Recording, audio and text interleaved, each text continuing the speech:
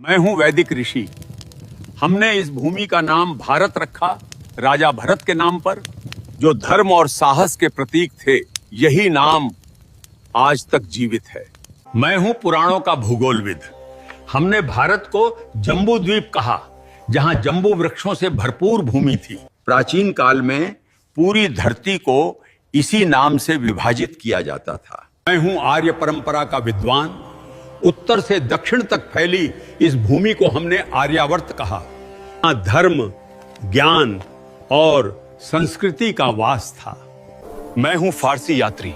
हमने सिंधु नदी को हिंद कहा और इस भूमि को हिंदुस्तान। यही नाम सदियों तक चलता रहा। मैं हूं यूनानी भूगोलविद। हमने सिंधु नदी को इंडोस कहा और पूरी भूमि को इंडिया। यही नाम ब्रिटिश काल में आधिकारिक बन गया। मैं हूं प्राचीन व्यापारी। भारत की सोने जैसी भूमि के कारण हमने इसे सुवर्ण भूमि कहा।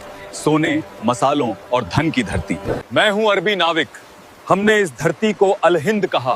सागर, मसाला, व्यापार और ज्ञान की भूमि। मैं हूं फारसी इतिहासकार।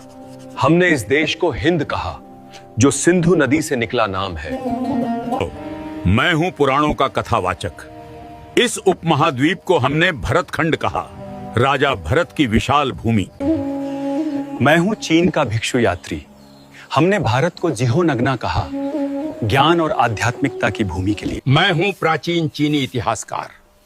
हमने भारत को यिंगतू कहा, महान धर्म, संस्कृति और व्यापार की भूमि। मैं हूं सुश्रुत 600 ईसा पूर्व का शल्य चिकित्सक। मैंने नाक, कान और त्वचा की सर्जरी विकसित की, जिसे आज प्लास्टिक सर्जरी कहा जाता है। मेरी पुस्तक सुश्रुत संहिता में 300 से अधिक शल्य तकनीकें लिखी हैं। यही भारत की सर्जरी परंपरा की नींव है। मैं हूं चरक आयुर्वेद का आचार्य। 100 ईसा पूर्व मैंने लिखा था कि बीमारी का इलाज सिर्फ दवा से नहीं होता है।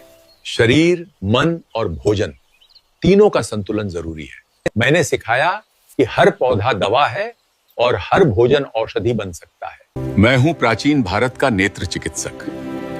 800 ईसा पूर्व हम मोतियाबिंद की सर्जरी करते थे। एक पतली सलाई से आंख की धुंधली परत हटाकर दृष्टि वापस लौटा देते थे। इस तकनीक ने हजारों लोगों की रोशनी बचाई। दुनिया में पहली कैटरैक्ट सर्जरी भारत की धरती पर हुई थी। मैं हूं कोणार्क का शिल्पकार। हमने सूर्य मंदिर को इस तरह बनाया कि हर पहिया एक सटीक घड़ी की तरह समय बताता है। आज भी सूरज की किरणें हर घंटे पर ठीक इसी कोण से गिरती हैं, बिना किसी आधुनिक गणना के। मैं हूं भारतीय वास्तुकार। हमने ऐसे भवन बनाए जहां हर दिशा, हर खिड़की ऊर्जा के अनुसार तय थी, बिना बिजली